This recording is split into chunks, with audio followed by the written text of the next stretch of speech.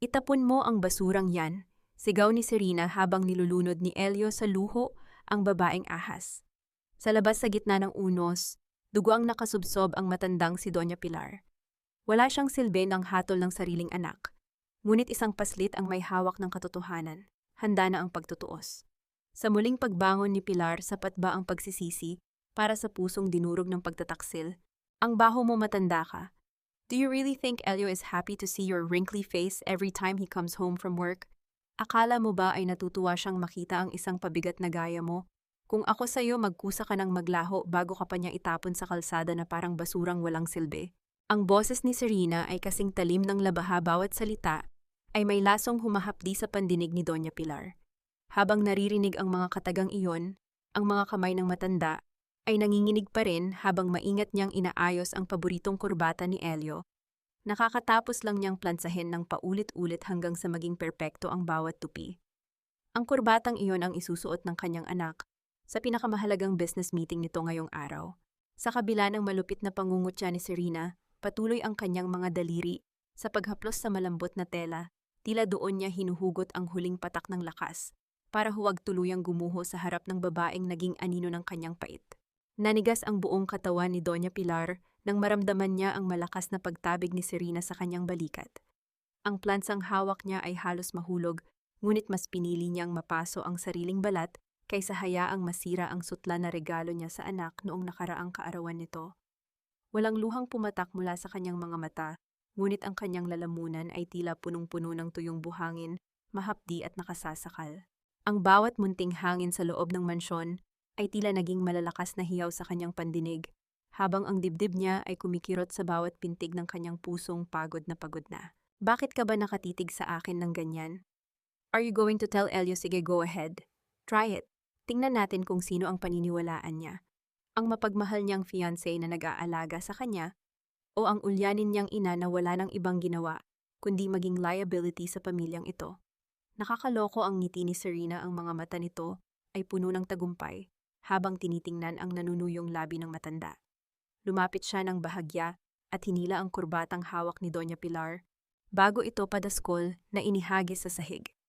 Ang malinis na tela ay nabahira ng alikabok sa paanan ng kanilang marangyang hagdanan, tila doon din itinapon ang dignidad ng matanda.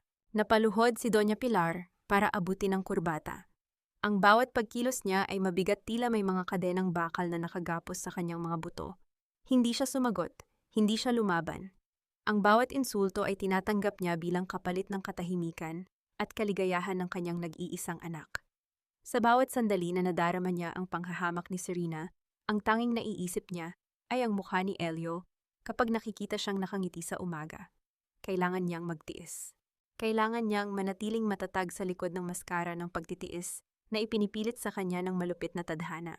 Ngunit habang nakasubsob siya sa malamig na sahig, hinahaplos ang maruming kurbata, isang katanungan ang paulit-ulit na humahampas sa kanyang isipan, na parang alon sa dalampasigan.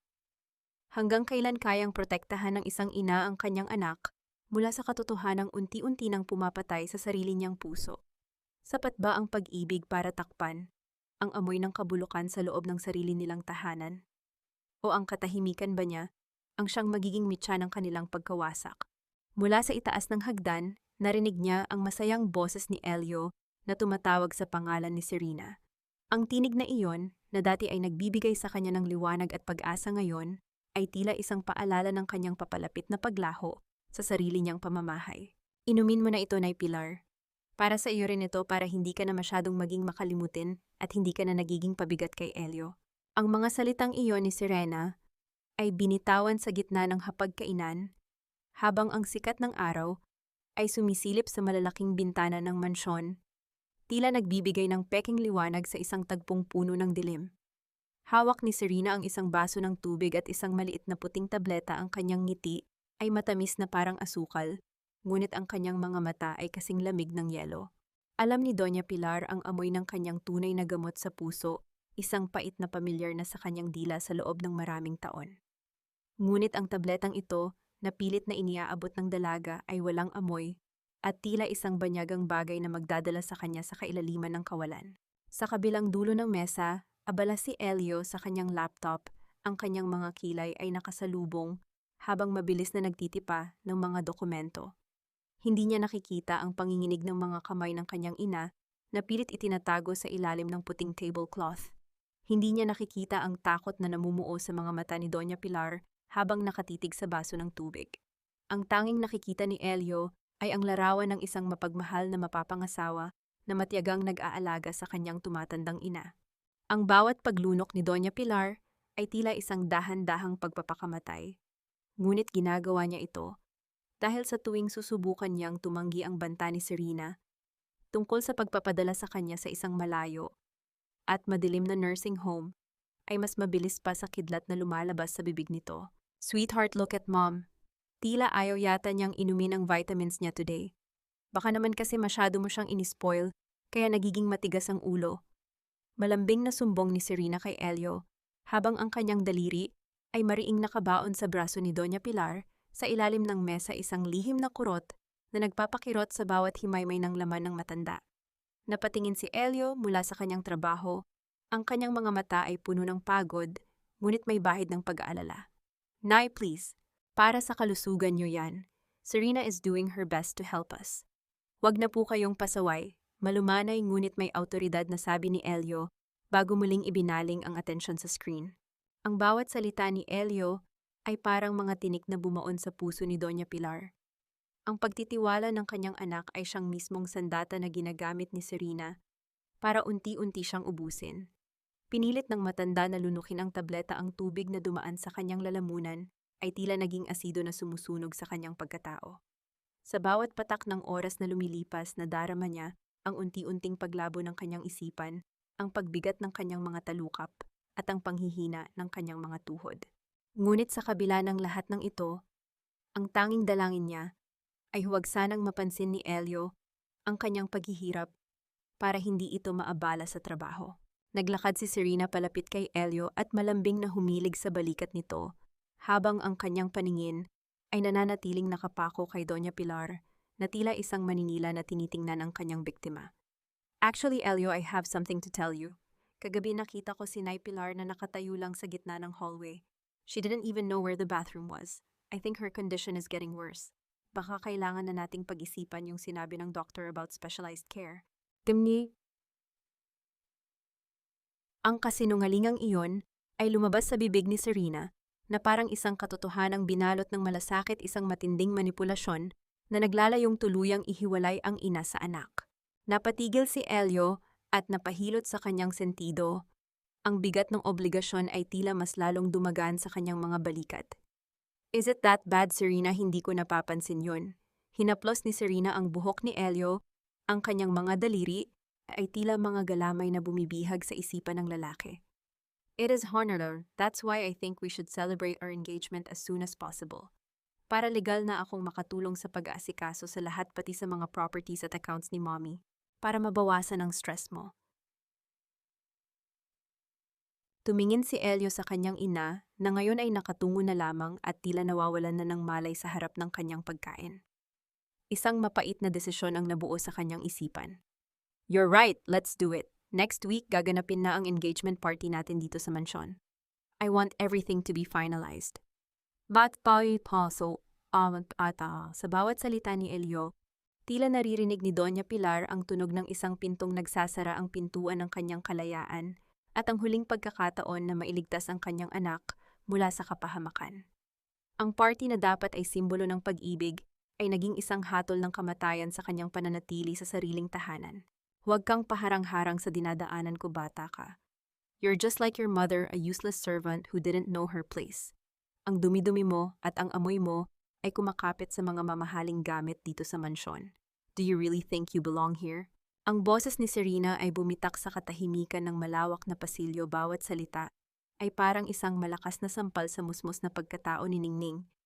Ang 3 taong gulang na bata ay napatigil sa kanyang paglalakad. Ang kanyang maliliit na daliri ay mahigpit na nakakapit sa isang luma at gasgas na tablet, ang tanging alaala na iniwan ng kanyang yumaong ina. Balak lamang sana ni Ningning na dalhan ng isang guhit ng bulaklak si Doña Pilar, ngunit ngayon, ang papel na hawak niya ay nayurak na sa ilalim ng suot na high heels ni Serena. Ang takong ng sapatos ng dalaga ay mariing nakatapak sa drawing ng bata, Tila sinasadyang durugin ang munting kagalakang iyon. Nanginginig ang mga labi ni Ningning, ngunit pilit niyang pinipigilan ang pag-iyak. Sa murang edad natutunan na niyang ang bawat luha ay katumbas ng mas matinding kurot mula kay Serena kapag walang nakatingin. Ang kanyang malalaking mata ay puno ng takot habang nakatingala sa matayog na figura ng babaeng tila isang magandang reyna sa paningin ni Elio, ngunit isang malupit na halimaw sa kanyang mga mata. Ang bawat munting hininga ng bata ay tila nagiging isang mabigat na pasanin, habang ang paligid niya ay umiikot sa takot at kalituhan. Ano, iyak ka? Sige, subukan mo. Sisiguraduhin kong ipapatapon kita sa ampunan kung saan walang makakarinig sa mga hiyaw mo.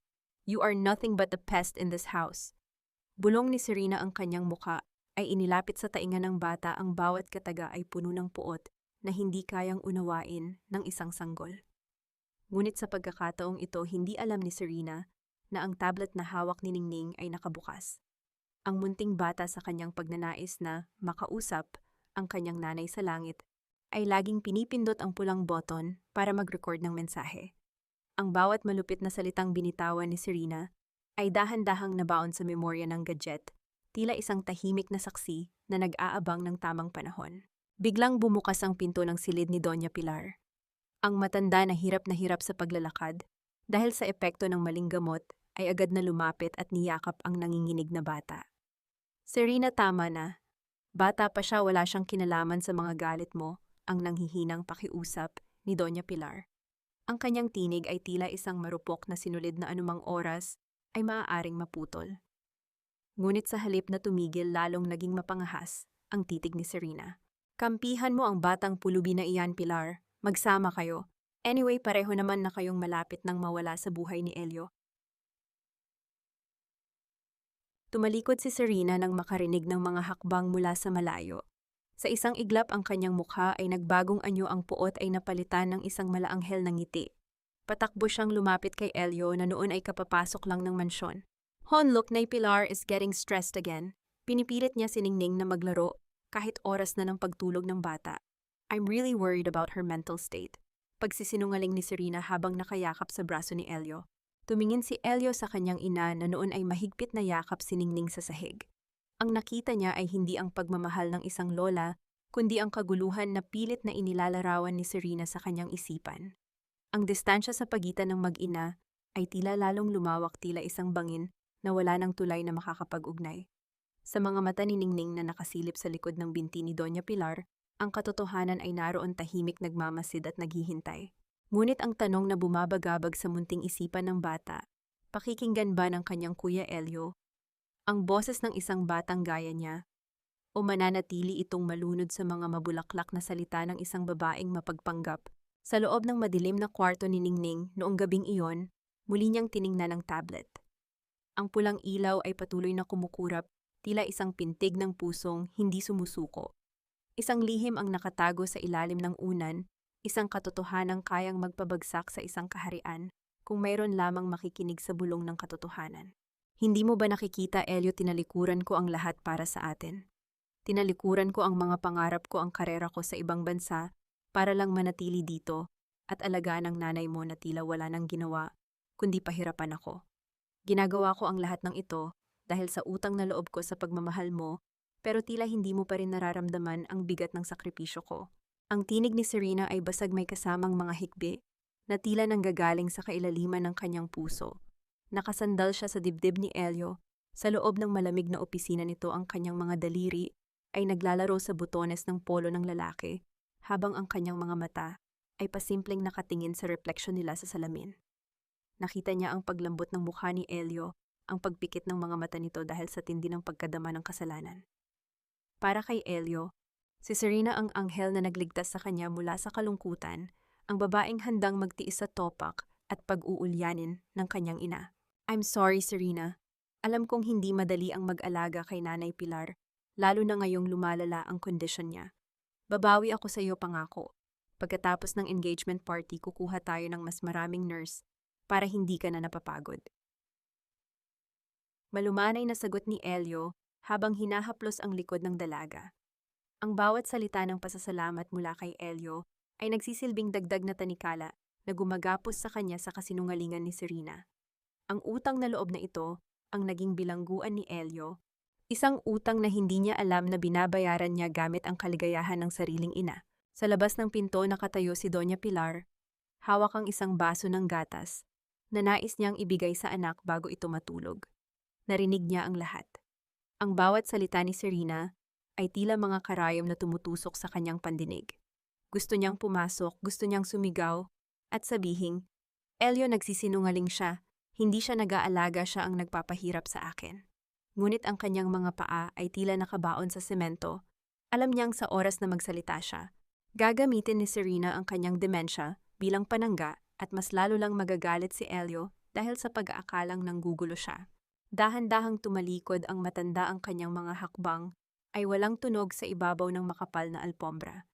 Ngunit sa kanyang paglalakad, nasalubong niya si Tiaminda, ang matagal ng tagapagsilbi sa mansyon na namumugto ang mga mata. Umiwas ng tingin si Minda, ang kanyang mga kamay ay mahigpit na nakakuyom sa kanyang uniforme.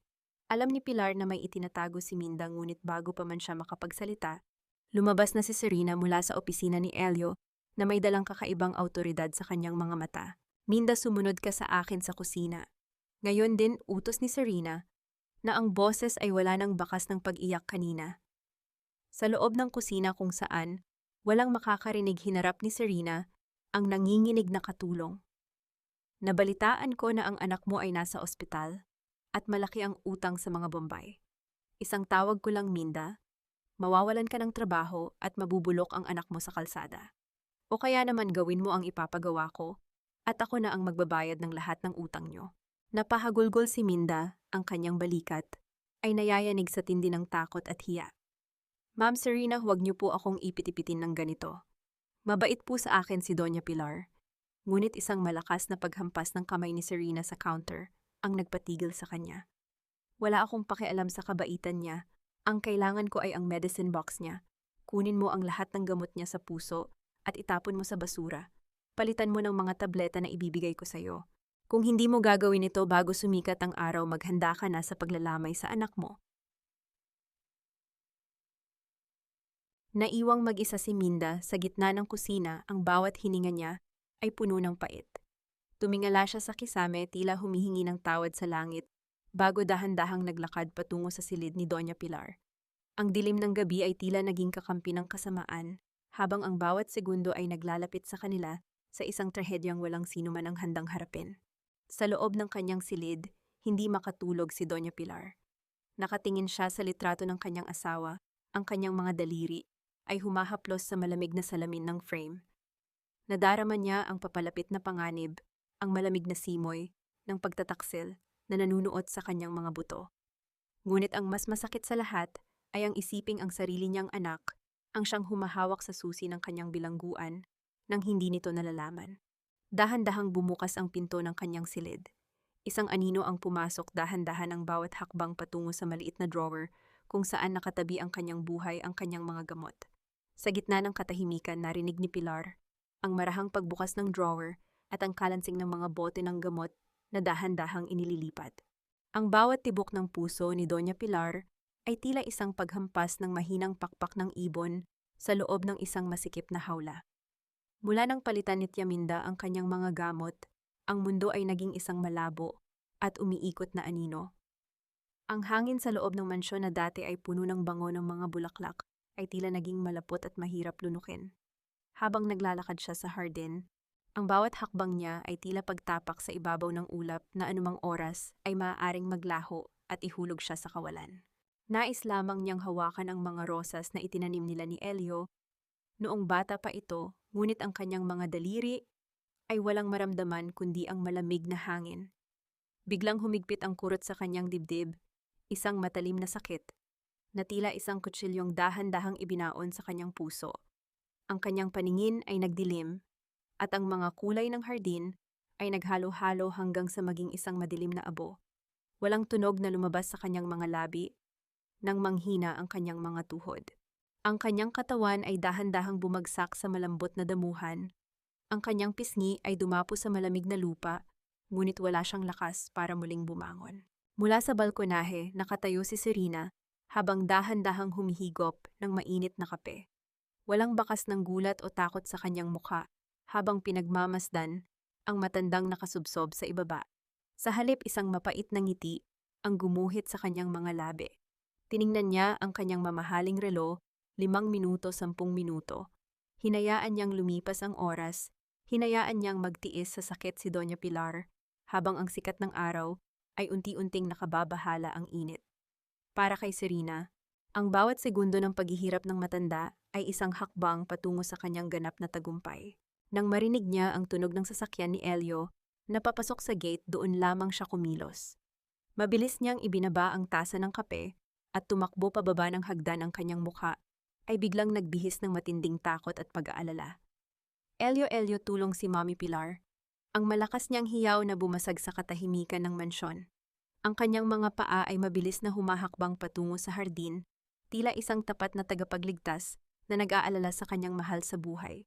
Pagbaba pa lamang ni Elio sa sasakyan, ay agad na binalot ng kaba ang kanyang dibdib. Nakita niya ang kanyang ina na walang malay sa damuhan, at si Serena na umiiyak habang pilit na ginigising ang matanda. "What happened, Serena? Anong nangyari?" Nanginginig ang boses ni Elio, habang mabilis na binuhat ang kanyang ina. Ang gaan ng katawan ni Doña Pilar ay nagpatulo ng luha sa mga mata ni Elio. Ngayon lamang niya napagtanto kung gaano nakapayat at kahina ang kanyang ina sa mga nakalipas na linggo. "I don't know, hon, nakita ko na lang siyang naglalakad dito, tapos bigla siyang natumba. Sinasabi ko naman sa kanya na huwag nang lalabas dahil mainit, pero ang tigas talaga ng ulo niya. Sabi niya gusto raw niyang hanapin ang tatay mo." Hikbi ni Serena habang nakakapit sa braso ni Elio. Ang bawat salita niya ay muling nagtatanim ng duda sa isipan ni Elio na ang kanyang ina ay tuluyan ng nawawala sa katinuan, na ang alaala nito ay bumabalik sa nakaraan dahil sa sakit. Dinala ni Elio si Doña Pilar sa loob ng silid at maingat na inihiga sa kama. Habang inaayos niya ang kumot ng ina, napansin niya ang isang maliit na piraso ng papel na nakatiklop sa loob ng palad ng matanda. Akma niyang kukunin ito. Nang biglang humawak si Serena sa kanyang kamay, ang mga mata ng dalaga ay tila may ipinapahiwatig na panganib. "Hayaan mo na muna siyang magpahingahon. Baka kung anong dumilang yan na napulot niya sa labas. Ako na ang magtatapon niyan mamaya." Ngunit may isang bahagi ng puso ni Elio ang nagsimulang kumutob. Tiningnan niya ang maputlang mukha ng kanyang ina, ang mga labi nitong kulay asul na sa panghihina. Sa unang pagkakataon, napansin ni Elio ang isang maliit na galos sa braso ng ina na tila galing sa isang mahigpit na pagkakahawak, isang galos na hindi maipapaliwanag ng isang simpleng pagkahulog sa damuhan. Habang papalabas sila ng silid, lumingon si Elio sa kanyang ina na tila himbing sa pagtulog. Hindi niya alam na sa ilalim ng unan ni Doña Pilar may isang lihim na liham mula sa kanyang yumaong ama na matagal nang itinatago ng matanda, isang liham na naglalaman ng katotohanan tungkol sa kayamanan ng pamilya Montelibano na hinding-hindi dapat mapunta sa kamay ng isang dayuhan. At sa kabilang dulo ng silid, nakita ni Serena ang dulo ng papel na iyon na sumisilip sa ilalim ng unan. Ang kanyang mga mata ay nanliit sa galit, batid na kailangan niyang makuha ang papel na iyon bago pa man magising ang matanda at tuluyang magbago ang ihip ng tadhana. "Siguraduhin mo lang, Attorney Rivera, na bago sumapit ang gabi ng engagement party, ay wala nang butas ang mga dokumentong iyan. Ayaw kong may maging problema pa kapag nagsimula na akong ilipat ang mga shares ni Elio sa pangalan ko. Masyado nang matagal ang pagtitiis ko sa mansyong ito." Ang boses ni Serena ay wala nang bakas ng lambing na ipinapakita niya kay Elio. Nakaupo siya sa loob ng madilim na silid, aklatan ang kanyang mga binti ay nakapatong sa mesa habang kaharap ang pamilyang abogado na si Attorney Rivera. Ang sikat ng bumbilya sa kisame ay nagbibigay ng matatalas na anino sa kanyang mukha na tila nagpapakita ng tunay na anyo ng isang mapanirang nilalang. Ang bawat salita niya ay punong-puno ng pagkakainip, habang ang kanyang mga daliri ay marahas na kinakalikot ang isang mamahaling pluma. Si Attorney Rivera ay dahan-dahang nagpunas ng pawis sa kanyang noo gamit ang isang panyo. Ang kanyang mga kamay ay nanginginig habang inilalatag ang mga papeles sa harap ng dalaga. "Ma'am Serena, masyadong mapanganib ang ginagawa nating ito. Kapag nalaman ni Elio na pineke natin ang pirma ni Doña Pilar sa mga transfer of rights, pareho tayong mabubulok sa kulungan. At ang mga bank accounts sa ibang bansa, hindi ganoon kadaling ilipat ang lahat ng hindi napapansin ng Central Office." Isang malamig na tawa ang kumawala sa mga labi ni Serena. Isang tunog na tila pagkiskis ng bakal sa semento. Takot ka ba, attorney? Huwag kang mag-alala kay Elio. Ang lalaking iyon ay bulag na bulag sa pag-ibig sa akin. Kahit ipakita mo pa sa kanya ang katotohanan at ako pa rin ang paniniwalaan niya. He's a fool, a pathetic billionaire who thinks he found a saint. Hindi niya alam na ang pinakamalaking pagkakamali niya ay ang pagkakatiwala sa akin. Sa ilalim ng malaking mesa, nakatago si Ningning. Ang kanyang munting katawan ay halos hindi humihinga sa tindi ng takot. Mahigpit niyang yakap ang kanyang tablet, ang pulang ilaw nito ay patuloy na kumukurap tahimik na nilalamon ang bawat salita ng pagtataksil na lumalabas sa bibig ni Serena. Ang puso ng bata ay nagdurugo para sa kanyang kuya Elio, ngunit alam niyang kailangan niyang manatiling tahimik para hindi siya mahuli ng masamang bruha. Samantala sa silid ni Doña Pilar, pumasok si Tia Minda, dala ang isang tray ng mainit na sopas. Ang mga mata ng matandang katulong ay namumugto, at ang bawat hakbang niya ay tila pagpasan sa buong mundo. Nang makita niya ang maputlang mukha ni Doña Pilar, na nakasandal sa mga unan, hindi na niya napigilan ang pagtulo ng kanyang mga luha. Ang patak ng luha ni Minda ay humalo sa sabaw na kanyang isinisilbi. Minda, bakit ka umiiyak? Mahinang tanong ni Doña Pilar. Ang kanyang tinig ay tila isang malayo at paos na bulong. Hinawakan ni Pilar ang nanginginig na kamay ni Minda. Alam kong hindi mo gustong gawin ang mga ito. Nararamdaman ko ang bigat ng loob mo sa bawat pagkakataon na ibinibigay mo sa akin ang mga gamot na yon. Napaluhod si Minda sa tabi ng kama, ang kanyang mga kamay ay mahigpit na humahawak sa kumot ng matanda. Patawarin niyo po ako, Doña Pilar. Patawad po. Wala po akong ibang magawa. Ang anak ko, ang buhay ng anak ko ang nakataya. Ang bawat hikbi ni Minda ay tila isang pagsisisi na huli na para bawiin isang pagpili sa pagitan ng utang na loob at ng kaligtasan ng sariling dugo. Bumalik ang eksena sa silid-aklatan kung saan nag-umpugan ang dalawang baso ng alak na hawak ni Serena at Attorney Rivera, lumikha ng isang matalas na tunog na umalingaw-ngaw sa loob ng tahimik na silid. Cheers to our success, attorney. Pagkatapos ng engagement, wala nang Montelibano na maiiwan dito kundi ang pangalan ko, sabi ni Serena habang nilulunok ang alak ng buong tamis. Ngunit bago pa man matapos ang kanilang pagdiriwang, dahan-dahang tumayo si Attorney Rivera. At may isang tanong na nagpatahimik sa buong silid, isang tanong na tila nagdala ng isang bagong banta sa kanilang maruming laro. Paano kung malaman ni Elio ang tungkol sa mga hidden bank accounts na itinago ng tatay niya para sa kanya? Ang mga account na tanging si Doña Pilar lang ang nakakaalam ng password.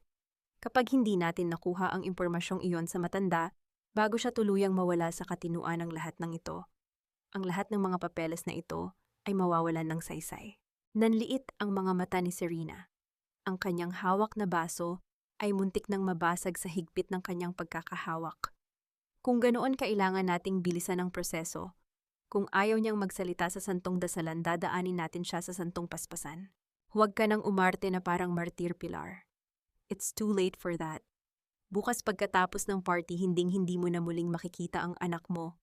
Mag-isa kang mabubulok sa nursing home habang ako ang nagpapakasasa sa yaman na pinaghirapan niyo.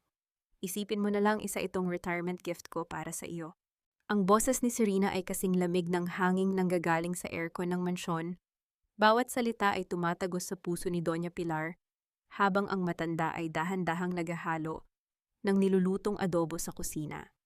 Ito ang paboritong ulam ni Elio mula noong bata pa ito, at kahit nanghihina ang kanyang mga braso, pinilit ni Pilar na tumayo sa harap ng kalan para sa huling pagkakataon.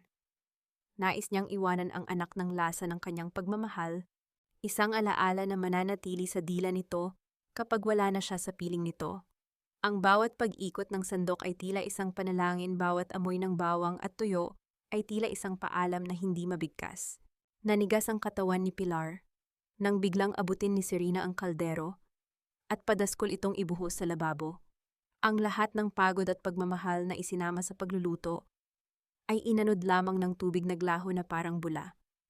You think Elio cares about your cooking? He deserves a world-class chef, not a laundrywoman's recipe. Tumingin ka sa akin, Pilar.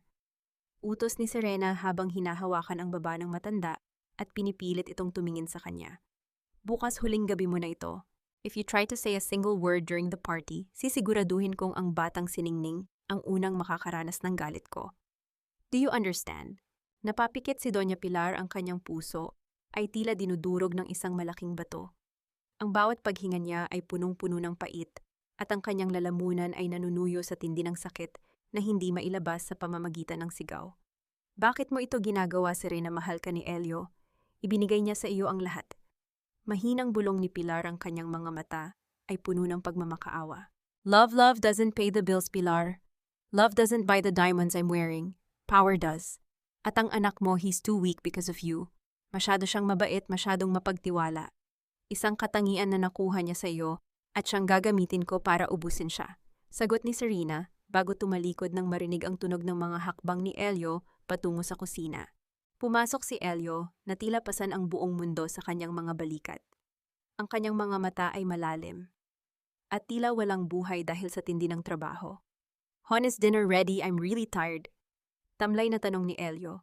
Agad na lumapit si Serena sa kanya at hinaplos ang kanyang pisngi.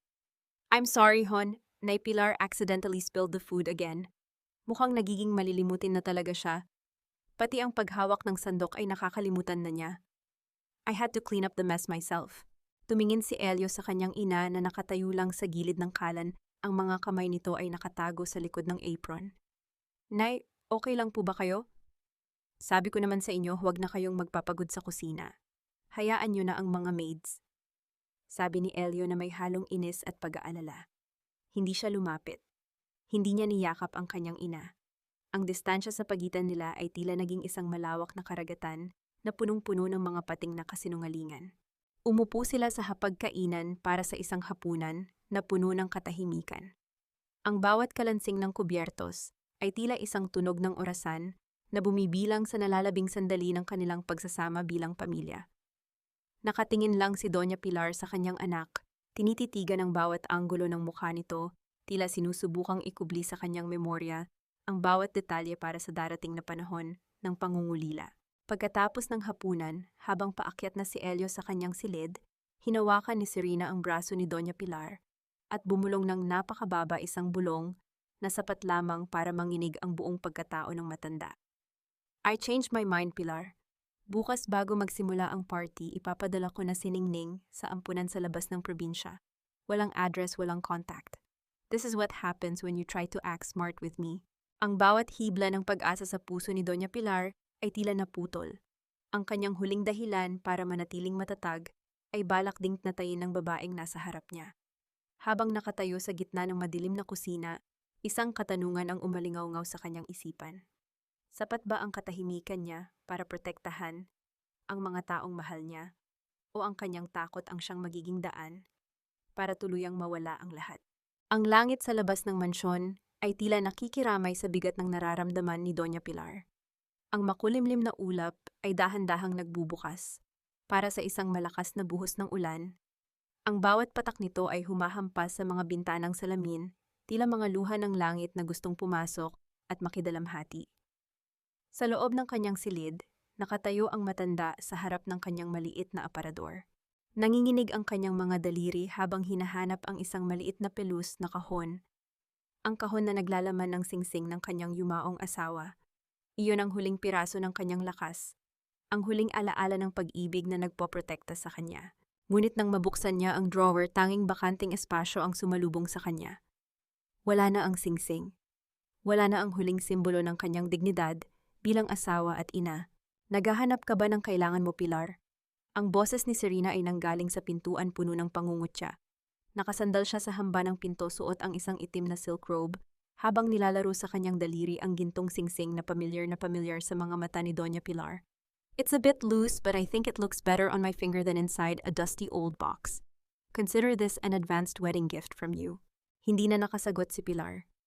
Ang kanyang dibdib ay sumikip ng husto, tila may isang kamay na bumabalot sa kanyang lalamunan.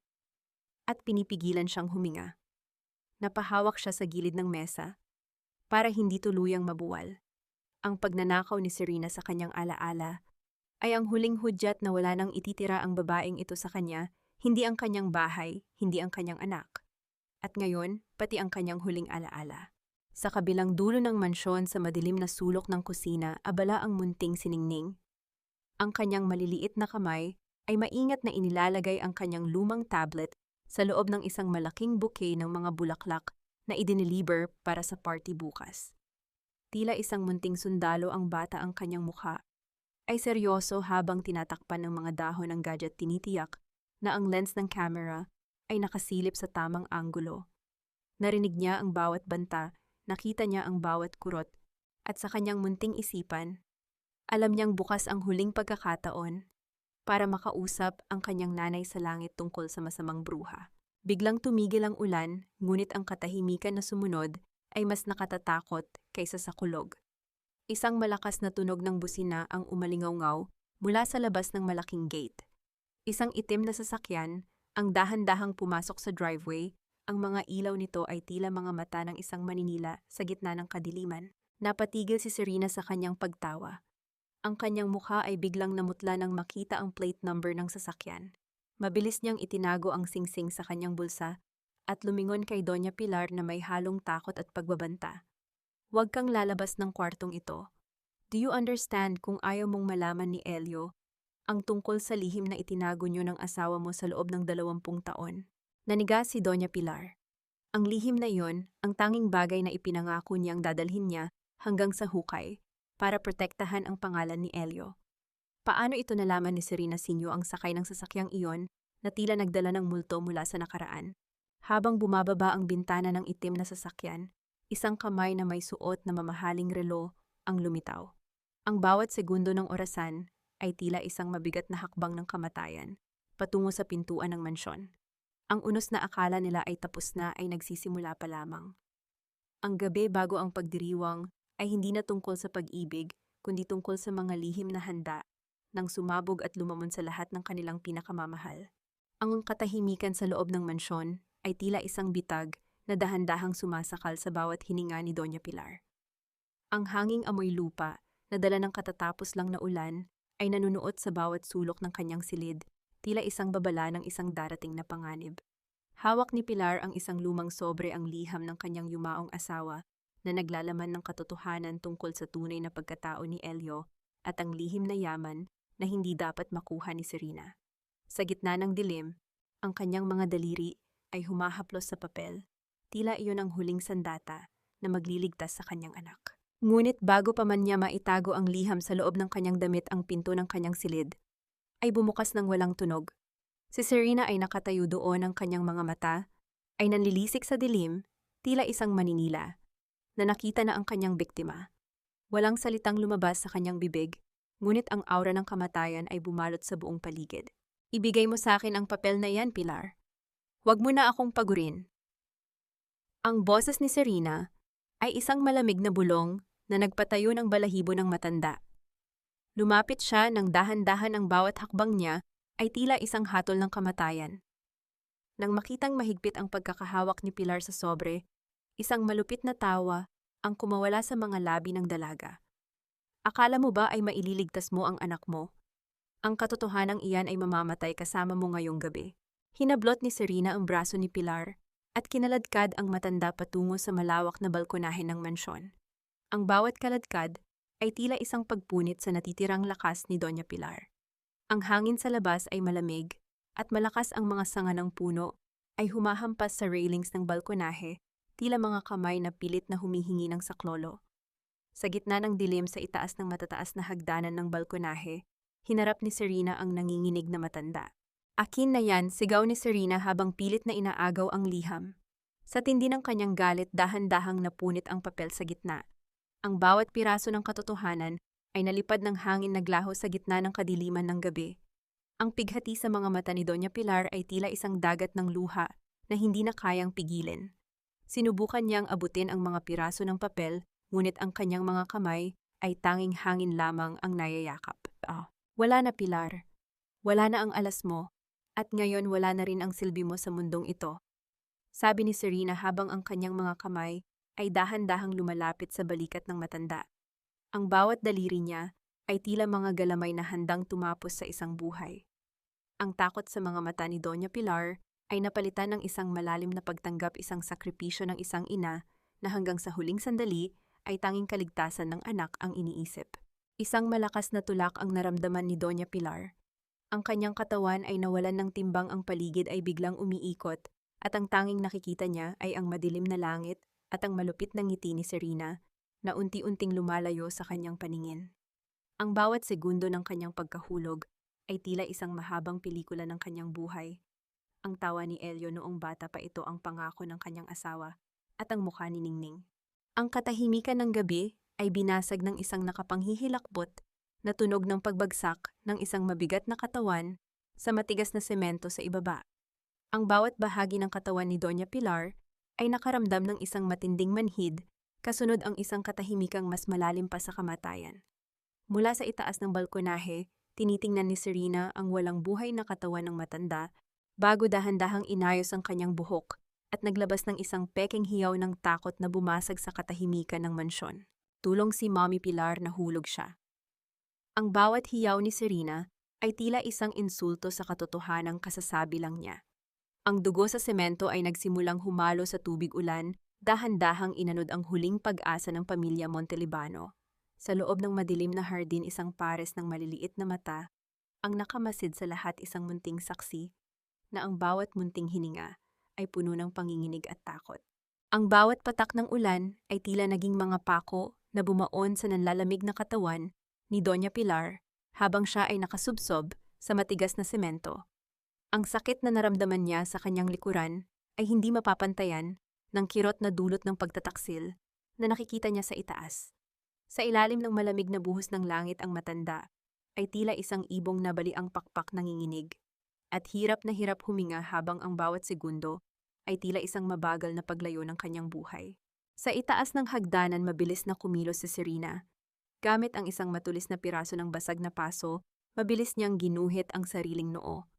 Ang mainit na likido ay dahan-dahang gumuhit sa kanyang mukha, humahalo sa ulan, ngunit walang bakas ng sakit sa kanyang mga mata, tanging isang nakakatakot na determinasyon. Inayos niya ang kanyang nag-ulong buhok, pinunit ang dulo ng kanyang mamahaling damit, at bago pa man makalapit ang sinuman, siya ay pabagsak na naupo sa tabi ng railings. Tila isang biktima ng isang marahas na pag-atake. Ang tunog ng mabilis na pagpreno ng sasakyan ni Elio ay umalingaw-ngaw sa buong driveway, bumasag sa katahimikan ng gabi. Ang mga ilaw ng sasakyan ay tumama sa dugo ang eksena, nagbibigay ng isang nakapanlulumong liwanag sa trahedyang nagaganap. Mabilis na bumaba si Elio, ang kanyang puso ay tila lalabas sa kanyang dibdib sa tindi ng kaba. Ang bawat hakbang niya sa basang semento ay puno ng takot, hanggang sa makita niya ang dalawang pinakamahalagang babae sa kanyang buhay. Elio, tulungan mo ako. Ang hiyaw ni Serena ay puno ng takot at pagdurusa, isang pagganap na hihigit pa sa anumang teleserye. Ayaw niyang ibigay ang mga dokumento. Sinubukan ko siyang pigilan pero tinulak niya ako. Elio, ang ulo ko, ang sakit. Humahagulgol si Serena habang nakakapit sa kanyang sugat, ang kanyang katawan ay nayayanig sa pekeng panginginig. Napatitig si Elio sa kanyang ina na noon ay nakahiga sa ulan, putong-puto at halos hindi na makagalaw. Ngunit sa halip na awa ang nakita ni Doña Pilar sa mga mata ng kanyang anak ay ang unti-unting pagbuo ng isang matinding galit at pagkadismaya.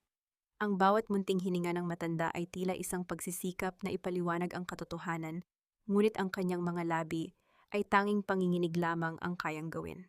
Ang kanyang lalamunan ay tila barado ng sariling dugo at bighati. Nay, bakit niyo nagawa ito? Ang boses ni Elio ay gumaralgal, puno ng isang malalim na sugat. Lumapit siya kay Serena at maingat itong binuhat, tila isang mahalagang hiyas na kailangang protektahan. Sabi ko naman sa inyo, huwag niyo siyang sasaktan. Bakit kailangang humantong sa ganito? Ang bawat salita ni Elio ay tila isang matalim na kutsilyong paulit-ulit na itinataksil ang puso ni Doña Pilar.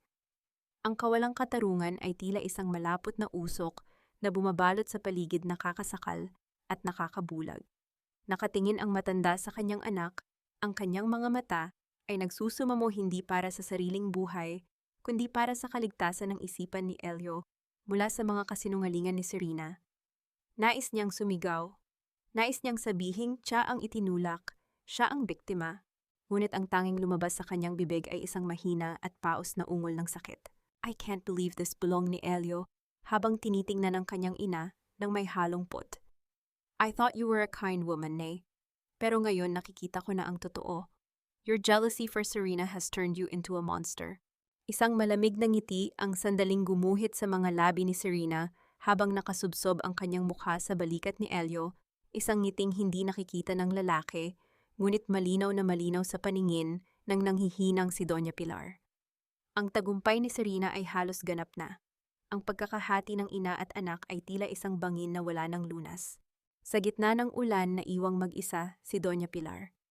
Ang kanyang anak ay dinala ang kaaway sa loob ng mansyon habang siya ay nanatiling nakahiga sa malamig na semento, tila isang basurang itinapon pagkatapos pakinabangan.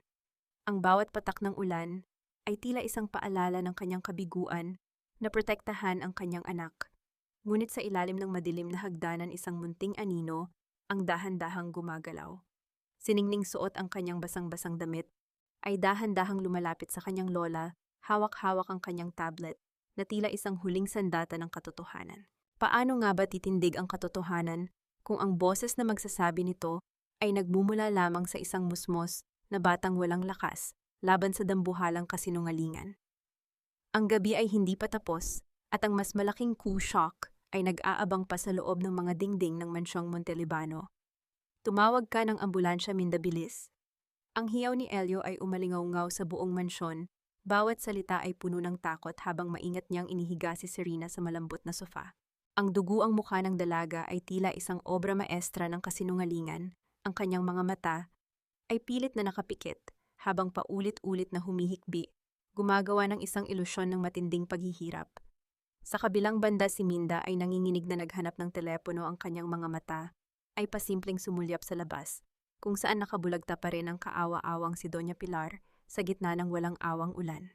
Habang abala si Elio sa pagpupunas ng dugo sa mukha ni Serena, ang mabibigat na pinto ng mansyon ay dahan-dahang bumukas, lumilikha ng isang mabigat na halinghing ng kahoy laban sa marmol na sahig. Pumasok ang isang maliit na bulto, basang-basa at nanginginig sa ginaw. Siningning na nakayapak at yakap-yakap ng mahigpit ang kanyang tablet na binalot sa isang piraso ng tuyong basahan. Upang hindi mabasa, ay naglakad ng may determinasyon na higit pa sa kanyang murang edad. Napatigil si Elio. Ang galit sa kanyang dibdib ay tila pansamantalang natabunan ng pagtataka nang makita ang bata. Ningning, anong ginagawa mo rito? Bakit basang-basa ka? Umakyat ka na sa kwarto mo. Ang boses ni Elio ay may himig pa rin ng paninisi. Tila ang presensya ng bata ay isang karagdagang sagabal sa kanyang sitwasyon. Ngunit hindi na tinagsiningning. Ang kanyang maliliit na paa ay humakbang palapit, nag-iwan ng maliliit na bakas ng maputik na tubig sa malinis na sahig ng mansyon. Huminto siya sa harap ni Elio, ang kanyang malalaking mata ay nakatitig ng diretso sa lalaki. Walang luha, walang takot, tanging isang katotohanang handa ng sumabog. Hindi po si Lola ang nanakit sa kanya, Kuya Elio. Ang maliit ngunit malinaw na boses ng bata ay pumutol sa lahat ng ingay sa loob ng mansyon. Ang bawat salita ay tila isang matalim na karayom na tumusok sa pandinig ni Serena na biglang nagmulat ng mata. Ang kanyang peking pag-iyak ay napalitan ng isang nakakikilabot na katahimikan. Anong sinasabi mo, bata? Tumigil ka nga, wala kang alam.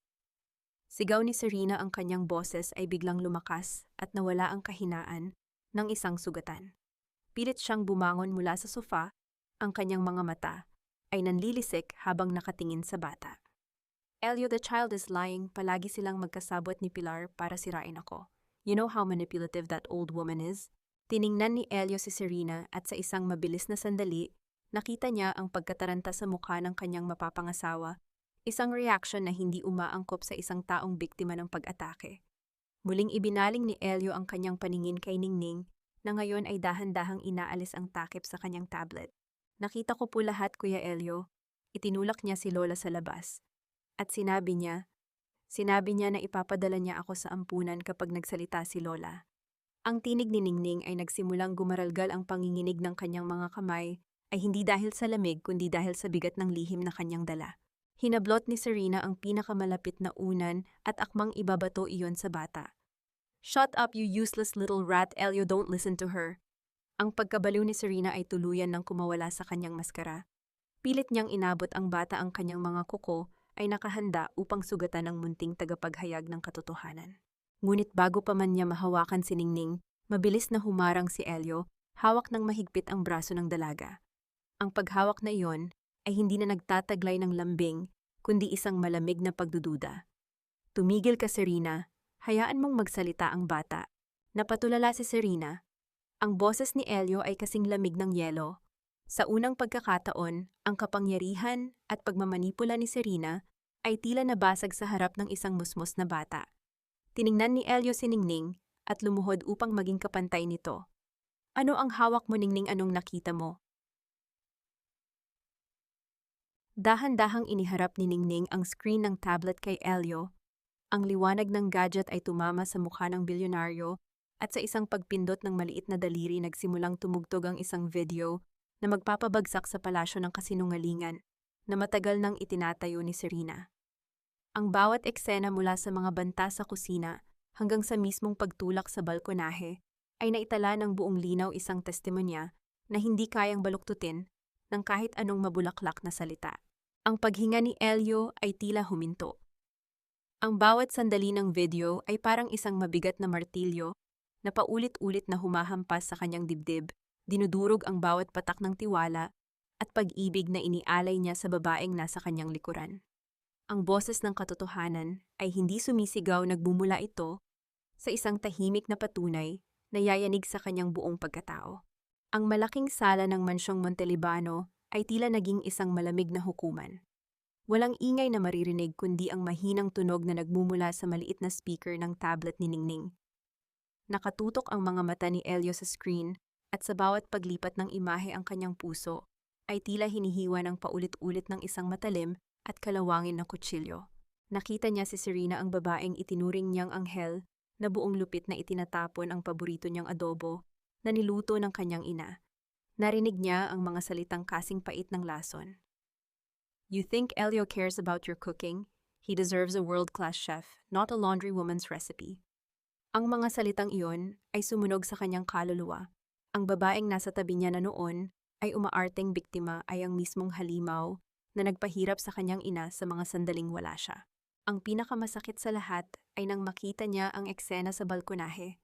Ang mahigpit na pagkakahawak ni Serena sa braso ni Doña Pilar, ang pagkapunit ng papel, at ang malakas na pagtulak na naghulog sa kanyang ina patungo sa malamig na semento sa ibaba. Kasunod nito ay ang pagkuha ni Serena ng isang basag na paso at ang kalmadong pagguhit nito ng sugat sa sariling noo bago ito sumigaw ng peking paghingi ng saklolo. Nabitiwan ni Elio ang tablet. Ang gadget ay bumagsak sa alpombra na parang isang batong nakakabit sa kanyang naghihingalong tiwala. Nanginginig ang kanyang buong katawan habang dahan-dahang lumingon kay Serena. Ang dating mukha na puno ng lambing at ganda ay tila naging isang nakaririmarim na maskara sa paningin ng bilyonaryo. Elio, let me explain. That video is edited. Gawa-gawa lang yan ng batang yan para sirain tayo.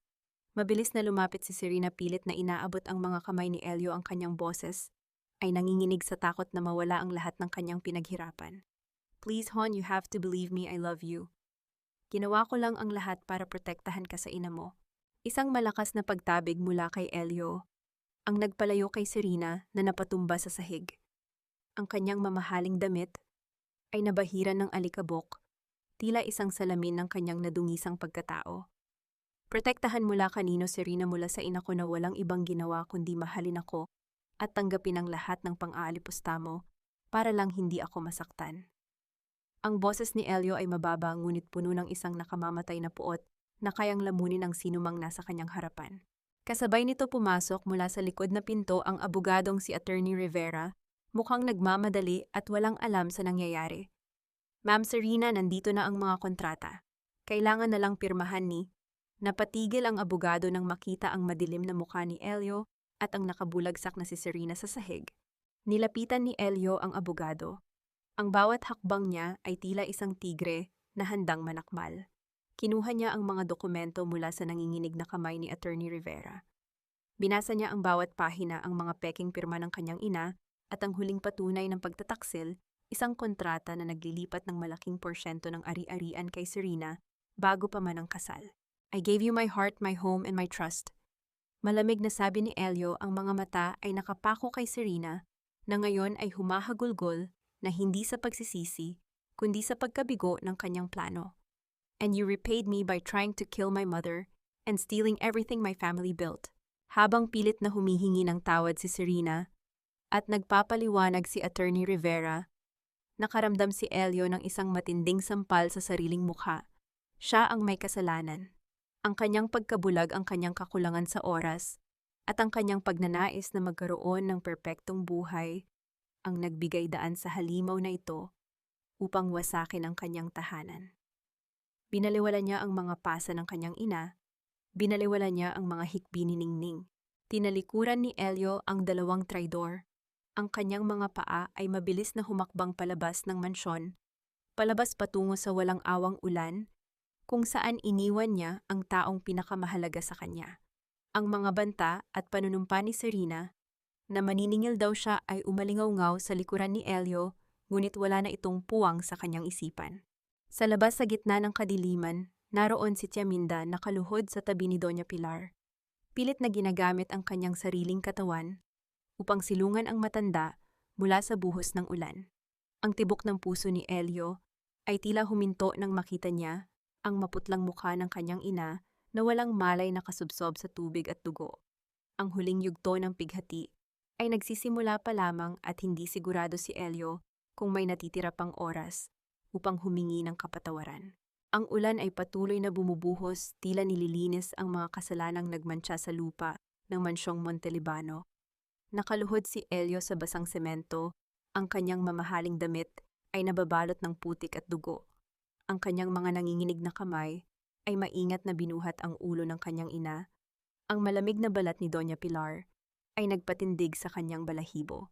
Unik ko pasata braso ng matanda, mga pasang dati niyang inakalang epekto ng katandaan ay ngayon malinaw na bakas ng kalupitan ng babaeng inibig niya. Nay, gumising po kayo. Parang awa niyo na. Garalgalang boses ni Elio, ang kanyang mga luha ay humahalo sa patak ng ulan. Ginamit niya ang kanyang mga daliri para hawiin ang basang buhok ni Doña Pilar na nakatakip sa mukha nito. Ang labi ng matanda ay kulay ube na at ang bawat mababaw na paghinga nito ay tila isang pakikipaglaban sa kamatayan. Sa di kalayuan umalingaw-ngaw ang tunog ng sirena ng mga pulis, mabilis na papalapit sa gate ng mansyon. Si Tia Minda na kanina pa umiyak sa tabi ay siya palang tumawag sa awtoridad bago pa man lumabas si Elio.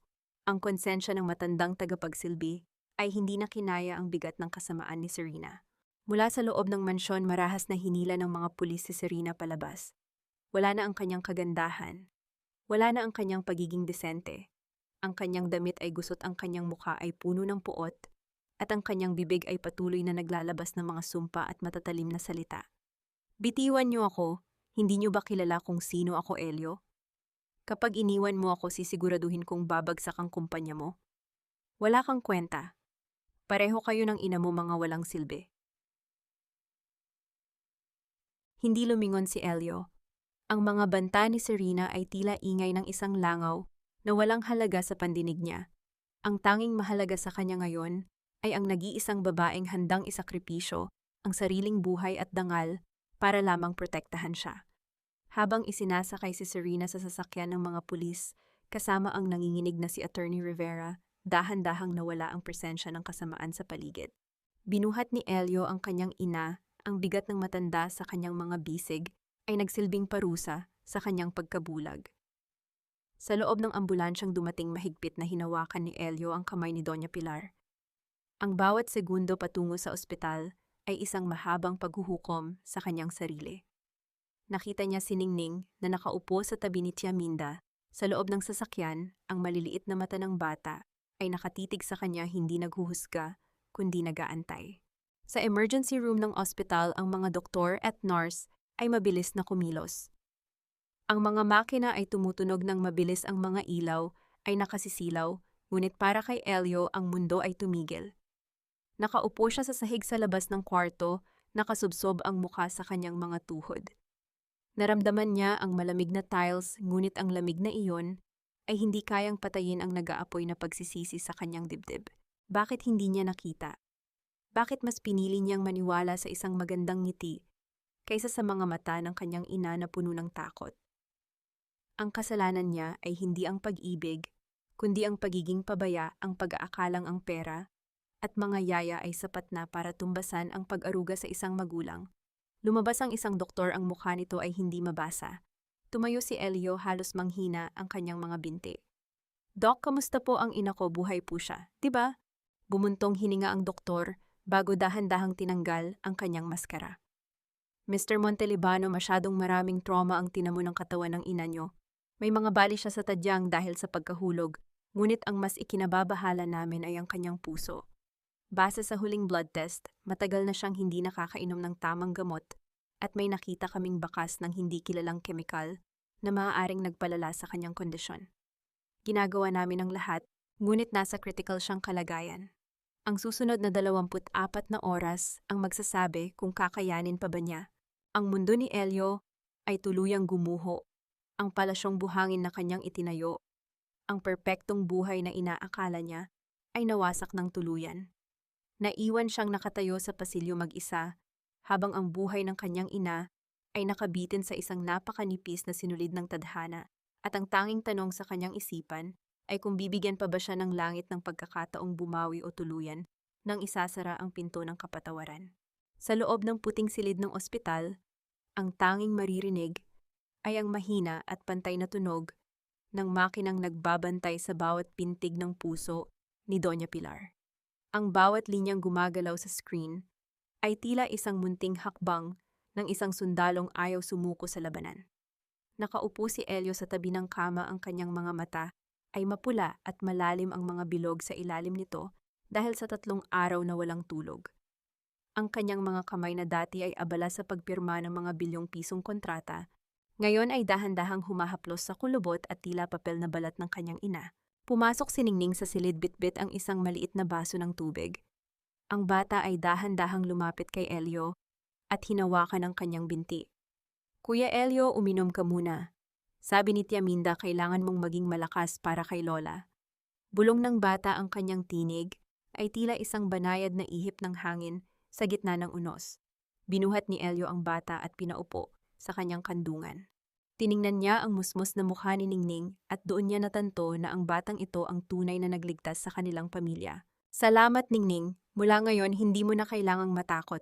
Dito ka lang sa amin. Ikaw na ang magiging kapatid ko at apo ni Lola Pilar," sabi ni Elio habang hinahagkan ang noo ng bata. Noong umagang iyon, natapos na ang mga legal na papeles para sa formal na pag-ampon kay Ningning. Ang batang dating itinuturing na peste ni Serena ay naging sentro na ngayon ng bagong buhay ng pamilya Montelibano. Maya-maya ay pumasok si Tia Minda na kayuko at tila nahihiya pa ring tumingin ng diretso kay Elio. Lumapit ang bilyonaryo sa matandang katulong. Sa halip na galit, isang malalim na buntong hininga ang pinakawalan ni Elio. "Tia Minda, alam ko ang lahat. Alam kong tinakot kayo ni Serena. Patawarin niyo ako dahil hindi ko kayo naprotektahan sa ilalim ng sarili kong bubong. Manatili kayo rito, kailangan kayo ni nanay kapag nagising siya." Napahagulgol si Tia Minda at paulit-ulit na nagpasalamat. Ang pagpatawad ni Elio ay tila isang mabigat na pasanin na naalis sa dibdib ng lahat. Ngunit sa kabila ng lahat ng pag-aayos na ito, nananatiling tahimik si Doña Pilar. Ang bawat segundo ay tila isang mahabang paghihintay sa isang himalang hindi sigurado kung darating. Lumapit muli si Elio sa kanyang ina, iniyuko ang kanyang ulo sa gilid ng kama at hinayaan ang kanyang mga luha na pumatak sa kumot. "Nay, gumising na kayo. Marami tayong babalikan. I'm so sorry for being blind. I promise I will spend every single day making it up to you. Just give me one more chance to be a son." Sa gitna ng katahimikan ng madaling araw, naramdaman ni Elio ang isang bahagyang paggalaw. Ang mga daliri ni Doña Pilar na hawak niya ay tila marahang kumikislot. Ang ritmo ng makina sa tabi ay biglang bumilis ng bahagya, tila isang hudyat ng muling pagkabuhay ng diwa. Dahan-dahang nagmulat ng mata ang matanda, ang kanyang paningin ay malabo pa at puno ng pagkalito hanggang sa tumama ito sa mukha ng kanyang anak. Ang bawat hininga ni Elio ay tila huminto. Ang mundo ay tila tumigil sa pag-ikot nang dahan-dahang bumuka ang mga labi ni Doña Pilar. Isang paos at halos hindi marinig na bulong ang lumabas, isang salitang nagtataglay ng lahat ng kapatawarang hindi kayang bayaran ng yaman. "Elio, Ang pangalang iyon ay tila isang himig na nagpahilom sa bawat sugat sa kaluluwa ni Elio. Ang bawat pait, bawat puot, at bawat pagsisisi ay tila inanod ng isang mainit na agos ng pag-ibig. Lumipas ang 6 na buwan at ang dating malamig at tila museong mansyon ng mga Montelibano ay tuluyan ng nagbagong anyo. Ang mga matatayog at mapagmataas na pader nito na dati ay saksi sa mga lihim na pagluha at kalupitan ni Serena ngayon ay punong-puno ng mga hiyaw ng kagalakan at mga kwentong nagmumula sa mga pusong muling nakahanap ng tahanan. Ang mansyon ay opisyal ng binuksan bilang Casa de Pilar, isang pundasyong kumukupkop sa mga lolo at lolang inabandona ng kanilang sariling pamilya. Ang sikat ng hapon ay dahan-dahang gumuguhit sa malawak na hardin kung saan ang mga rosas na dati ay tanging saksi sa pagkahulog ni Doña Pilar ngayon ay masaganang namumukadkad. Nakaupo ang matanda sa isang tumba-tumba sa balkonahe. Ang kanyang balat ay meron na muling kulay. At ang kanyang mga mata ay nagniningning sa bawat tawa na naririnig niya mula sa ibaba. Wala na ang takot sa kanyang mukha, tanging ang kapayapaan na hatid ng katotohanang siya ay mahal at pinahahalagahan. Lumapit si Elio sa kanyang ina, bitbit ang isang tray ng mainit na tsaa at ang paboritong kakanin ni Doña Pilar. Ang bilyonaryo na dati ay tanging trabaho lamang ang iniisip, ay tila muling naging isang bata sa tabi ng kanyang ina. Dahan-dahan siyang lumuhod sa paanan ng tumba-tumba at kinuha ang kamay ng matanda upang ilapat sa kanyang noo isang pagmamano na nagtataglay ng lahat ng kanyang utang na loob at pagsisisi. Nay, ang ganda ng mga bulaklak ngayon. Di ba sabi ni Ningning, gusto raw niyang magtanim pa ng maraming sunflower sa gilid ng gate. Masayang kwento ni Elio habang iniurong ang kumot sa binti ng kanyang ina. Tumingin siya sa malayo kung saan makikita si Ningning na masayang tumatakbo kasama ang iba pang mga bata at mga lolo sa hardin. Ang bawat hakbang ng bata ay tila isang pintig ng bagong buhay sa loob ng Casa de Pilar. Ang tunay na yaman, Elio, ay wala sa mga kontratang pinipirmahan mo sa opisina. Narito ito sa bawat ngiting nakikita mo sa paligid natin. Mahinahong sagot ni Doña Pilar. Ang kanyang boses ay malakas na muli at puno ng karunungan. Hinaplos niya ang buhok ng kanyang anak, ang kanyang mga daliri ay hindi na nanginginig sa takot, kundi sa tindi ng pagmamahal. Patawad anak kung naging mahina ako nung una. Akala ko ay proteksyon ang pananahimik ko. Umiling si Elio, ang kanyang mga mata ay bahagyang nagtubig. Huwag na nating isipin iyon, Nay. Ang mahalaga ay narito tayo. Ang mahalaga ay natuto akong tumingin hindi lang gamit ang aking mga mata, kundi gamit ang aking puso. Sa bawat hapon na lumilipas ang bawat sugat ng nakaraan, ay dahan-dahang naghihilom, nagiiwan ng mga pilat na nagsisilbing paalala ng kanilang katatagan. Habang naghahanda sila para sa hapunan, isang puting sasakyan ang dahan-dahang huminto sa harap ng malaking gate ng Casa de Pilar. Walang ingay ang makina nito, tila ayaw gambalain ang katahimikan ng hapon. Bumaba ang isang babaeng nakasuot ng simpleng damit, ang kanyang mukha ay pamilyar ngunit mayroong lungkot na tila matagal nang dinadala. Hindi siya si Serena ngunit mayroong pagkakahawig sa mga mata nito. Napatigil si Elio at si Doña Pilar. Ang babae ay dahan-dahang naglakad patungo sa kanila, hawak ang isang maliit na sobre na may selyo ng isang kilalang law firm sa probinsya. Ang kanyang mga hakbang ay mabigat, tila bawat galaw ay isang pakikibaka sa sariling budhi. Nang makarating siya sa harap ng balkonahe, dahan-dahan siyang tumingala, ang kanyang mga mata ay puno ng pagsusumamo para sa isang bagay na tila mahirap ibigay ang kapatawaran. Sino siya, Elio? Mahinang tanong ni Doña Pilar. Ang kaba ay muling gumuhit sa kanyang dibdib, ngunit hindi na ito ang dating kaba ng isang biktima, kundi ang kaba ng isang taong may lihim pa ring hinaharap. Tiningnan ng babae si Doña Pilar at pagkatapos ay kay Elio bago dahan-dahang ibinuka ang kanyang mga labi para sabihin ang isang katotohanang magbubukas ng isang bagong kabanata sa kanilang buhay. Nandito po ako para ibalik ang mga bagay na kinuha ng kapatid ko sa inyo. At para sabihin ang tungkol sa huling testamento ng ama ni Ningning. Ang bawat salita ng babae ay tila isang bagong unos na nagbabantay sa gilid ng langit. Ang katahimikan ay muling bumalot sa mansyon at sa gitna ng sikat ng papahuling araw, isang bagong misteryo ang dahan-dahang lumilitaw. Sino nga ba ang babaeng ito at anong katotohanan ang dala niya tungkol sa nakaraan ni Ningning at sa pamilyang Montelibano na hinding-hindi nila inasahan? Ang bawat paglubog ng araw sa Casa de Pilar ay tila isang banal na sandali ng pasasalamat. Isang taon na ang lumipas mula nang yanigin ng unos ang pamilya Montelibano at ang bawat pilat na iniwan ng nakaraan ay dahan-dahang naghilom nag-iiwan ng mga marka ng karunungan at katatagan sa bawat sulok ng mansyon. Ang hangin ay hindi na nagtataglay ng pait ng pagtataksil, kundi ang bango ng mga bagong tanim na bulaklak at ang amoy ng masarap na hapunan na niluluto sa kusina, isang hapunan na puno ng pagmamahal at walang bahid ng takot. Si Clarissa, ang kapatid ni Serena, na dumating noong nakaraang 6 na buwan, ay naging mahalagang bahagi na ng kanilang pamilya.